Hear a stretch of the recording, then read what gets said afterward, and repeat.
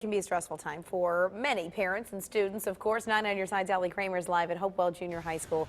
But how you can recognize what's stressing your child out. Allie.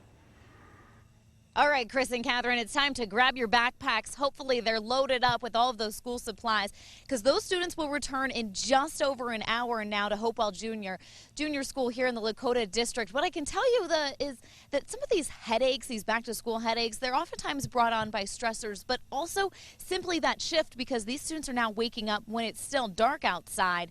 And the important thing to remember is really recognizing the difference between a simple headache and something like a migraine. So we spoke with Cincinnati Children's Hospital. Their specialists report seeing a spike in the number of children in their inpatient neurology unit during the months of August, September, and October. It's not the psychological stressors that you might think of when it comes to triggering migraines. Dr. Andrew Hershey says that it's actually the physical stressors that the school puts on students. It's things like lack of sleep and something as simple as skipping breakfast that can trigger a migraine. And Dr. Hershey explains how to differentiate between a headache and a migraine. I think a lot of people misconceive what a migraine is. They think a migraine is severe, disabling, you're locked up in a dark room throwing up.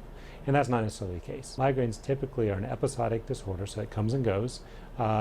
Usually associated with a throbbing headache, usually just part of your head hurts, not the whole head, although it can spread to the whole head, and oftentimes associated with light and sound sensitivity.